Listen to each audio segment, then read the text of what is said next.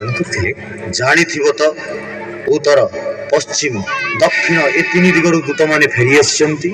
ଜାଣେ ଦୀର୍ଘ 71 ବର୍ଷ କାଳ ସେମାନେ ତିନି ଦିଗ ଖୋଜି ଖୋଜି ଶ୍ରୀ ବିଷ୍ଣୁ ଶ୍ରୀ ଜଗନ୍ନାଥଙ୍କର ଚିହ୍ନ ବର୍ଣ୍ଣ ସୁଦ୍ଧା କେଉଁଠି ପାଇଲେ ନାହିଁ। ଏବେ ଶୂନ୍ୟ ହସ୍ତରେ ସେମାନେ ଫେରି ଆସିଛନ୍ତି। ମହାରାଣୀଙ୍କର ସେଇ ଗୋଟିଏ କଥା, ଶ୍ରୀ ବିଷ୍ଣୁଙ୍କ ବ୍ୟତୀତ ଅନ୍ୟ ଦେବ ପୂଜା ସେ କରିବେ ନାହିଁ। ବେଳକୁ ବେଳ ମୁଁ ବୁଦ୍ଧି ଶୂନ୍ୟ ହେଇ ପଡୁଛି। ଯଦି ଅନୁମତି ଦେବେ ତେବେ ଜଗତନାଥ ପ୍ରଭୁ ଜଗନ୍ନାଥଙ୍କ ସନ୍ଧାନରେ ମୁଁ ପୂର୍ବ ଦିଗକୁ ଯାତ୍ରା କରିବି। ତୁମେ ବ୍ରାହ୍ମଣ ଶ୍ରେଷ୍ଠ ବିଦ୍ୟାପତି, ତୁମେ ପୂର୍ବ ଦିଗକୁ ଯିବ। ପୂର୍ବ ପାରାବାର ଉପକୂଳ ପବିତ୍ର ଉତ୍କଳ ଖଣ୍ଡରେ ମୋର ଆରାଧ୍ୟ ଦେବତା ପ୍ରଭୁ ବାସୁଦେବ କେଉଁଠି ନା କେଉଁଠି ବିରାଜମାନ କରିଛନ୍ତି। ଆସ ତୁମ ମସ୍ତକରେ ମୁଁ ଏ ସୁବର୍ଣ୍ଣ ଶିଳ୍ପା ପିନ୍ଧେଇ ଦେଉଛି। ଆଜି ରାତ୍ରି ପ୍ରଭାତ ହେବା ପୂର୍ବରୁ ପ୍ରାଚୀ କୁଆଁଟରା ଉଦୟ ହେବା ସଙ୍ଗେ ସଙ୍ଗେ ତୁମେ ପୂର୍ବ ଦିଗକୁ ଯାତ୍ରା କର। ମହାରାଜାଙ୍କର ଜୟ ହୋ।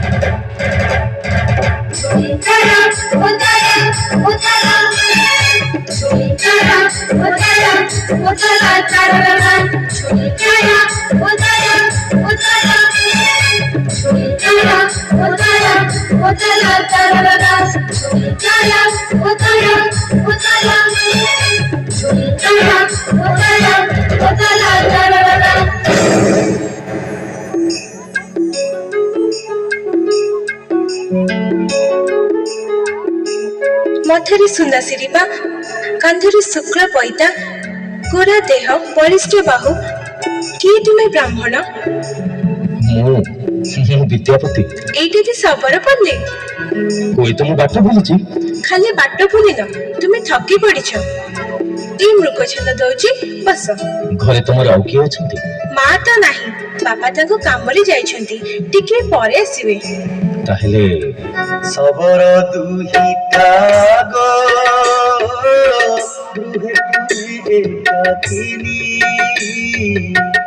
ଅପରିଚିତ ଏବେ ଭାର ହୀନ କରିପାରିବିନି। କାହିଁକି? ମୋର ଦୋଷ କଣ? ଆମ ଘରକୁ ତମେ ଆସିଛ। ପଥହରା ପଥିକ ମୁଁ এ ঘোড়া বনানি মায়া অন্ধকুল উড়ি সাহারিলা পরি দেখাইলা মতে আহা। ଏ ନିବିଡ଼ ଅରଣ୍ୟରେ କିଏ ବା ବାଟ ନ ଭୁଲିବ, କିନ୍ତୁ କାହାର ମନ୍ତ୍ର ଶକ୍ତି, କାହାର ମାୟା ଯେମିତି ମତେ ଏଠିକି ବାଟ ଦେଖେଇ ଟାଣି ଆଣିଲା। ମୁଁ ଫେରି ଯାଉଛି। ବାପା ଆସି ଶୁଣିଲେ ମତେ ଗାଳି ଦେବେ, ରଖିବ ନାହିଁ ମୋ କଥା। ମୋ କଥା ରଖ ଗୋ ତୁମେ ଅଳି ଆଉ କର ନାହିଁ ଲଳିତେ ଗୋ ତୁମେ ବାପାଙ୍କୁ ମୋ କଥା କହିବ ସବୁ ବୁଝାଇ। ଦେଖିବ ତମ ବାପାଙ୍କୁ ମୋ କଥା କହିଲେ ସେ ସବୁ କଥା ବୁଝିଯିବେ। ମୋ ନା ତମେ ଜାଣିଲ କେମିତି? ତମ ମା?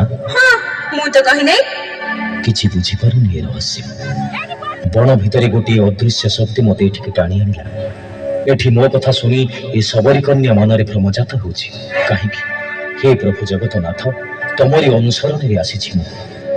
କଣ ଭାବୁଛ ଏତେ? ନା, ମୁଁ ଯାଉଛି। ଏଇ ବାପା ଆସିଲେଣି।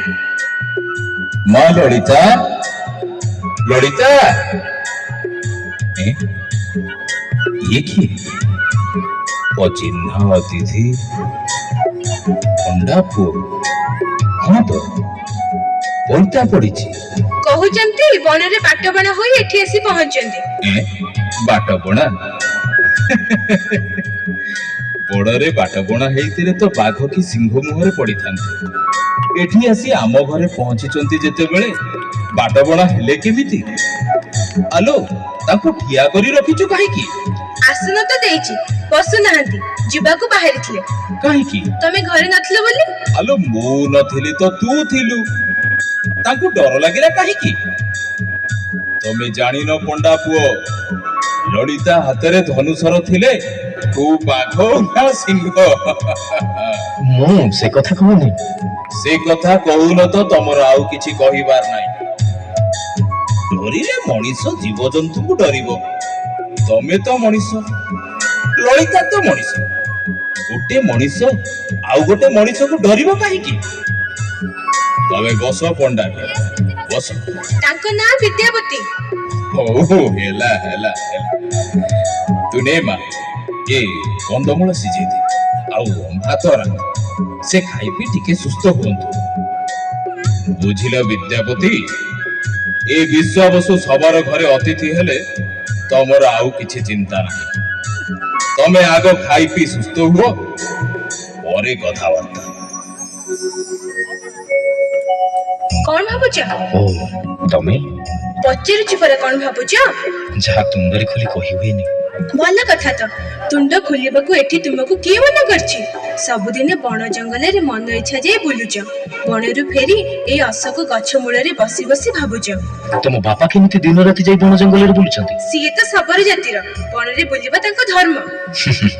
ମୁଁ ଏଠି ଶବର ଘରେ 3 ମାସ ହେଲା ରହି ରହି ମୋର ଶବର ଧର୍ମ ହେଇଗଲାଣି। ସତେ? ଲଳିତା, ଲଳିତା, ଏଇ ବାପା ଆସିଲେଣି।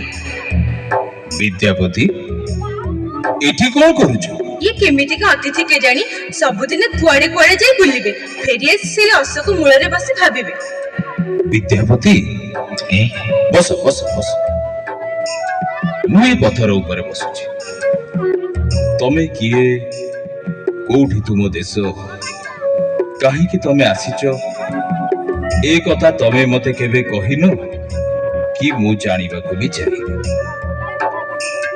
ହେଲେ 3 ମାସ ତମକୁ ନୀତି ପ୍ରତି ଦେଖି ଦେଖି ତମ ପାଖରେ ଏ ମନ ଏମିତି ବାନ୍ଧି ହେଇଗଲାଣି ଯେ ମୁଁ ଠିକ ବୁଝିପାରୁନି। ଶୁଣ ବାପ, ତତେ ମୁଁ ପୁଅଠୁ ବଳି ସ୍ନେହ କରିଛି। ତୋ ହାତରେ ମୁଁ ଲଳିତାକୁ ଦେବି। ଲଳିତା ସାଙ୍ଗରେ ତୋର ବାହାଘର ହବ। ବାହାଘର? କାହିଁକି? ବାହାଘରଠୁ ବଳି ଆଉ ପୁଣ୍ୟ କାମ କଣ ଅଛି ଯେ ତୋ ଆଖି ଖୁସି ହେଇଯାଉଛି? ମୋ ଝିଅ କଣ ତୋ ମନକୁ ପାଉନି? ଝିଅ ତମର ଯେମିତି ରୂପବତୀ ସେମିତି ଗୁଣବତୀ, କିନ୍ତୁ ତମେ ଶବର, ବ୍ରାହ୍ମଣ। କଣ କହିଲୁ? ମୁଁ ଶବର ବୋଲି ଛୋଟ ଜାତି, ଆଉ ତୁ ବଡ ଜାତି। ତୁ ଜାଣୁ ମୁଁ କାହା ପୁଅ? ଶିଆଳି ଲତାରେ ଶୋଇଥିଲା ବେଳେ ଶ୍ରୀକୃଷ୍ଣ ପାଦକୁ ସାରା ପିନ୍ଧିଥିଲା ଯେଉଁ ଶବର ମୁହିଁରେ ହଟାଇ ତାରକୁ ମର ପ୍ରଭୁ ଛାଡ଼ିଲେ ଦେହ ଶୂନ୍ୟବାଣୀ ହେଲା ପ୍ରଭୁଙ୍କ ଶରୀର ସମୁଦ୍ର ଭସାଇ ଦିଅ। ସେଇଠୁ ସେଇଦିନୁ ପ୍ରଭୁ ଲୁଚି ରହିଛନ୍ତି ନୀଳ ମାଧବ ରୂପରେ ଦାରୁ ବ୍ରହ୍ମ ହୋଇ ପୂଜା ପାଇବାକୁ ମର୍ତ୍ତେ କରି ଯୁଗରେ। ମୋର ଶୁଣିଥା କଥା ମୋ ଝିଅର ହାତ ନ ଧରିବୁ ଯେବେ ଉଡେଇ ଦେବି ତୋ ମାଥା ଉଡେଇ ଦେବି ତୋ ମାଥା ଉଡେଇ ଦେବି ତୋ ମାଥା।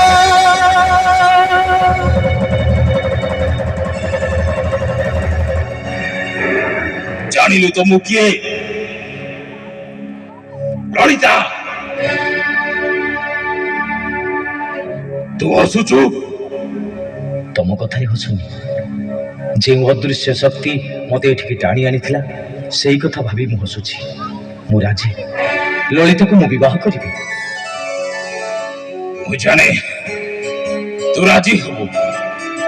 ରାଜି ନ ହେଇ ତୁ ଯିବୁ କୁଆଡେ? ଆଲୋ ଆଲୋ ଲଳିତା, ତୁ କଣ କବାଟ କୋଣରେ ଯାଇ ଲୁଚିଲୁଣି? ମୁଁ ଯାଏ ଜାତି ଭାଇଙ୍କୁ ଜଣେଇ ଦିଏ। ଏମିତି ଧୁମଧାମ ରେ ବାହାଘର ହବ ଯେ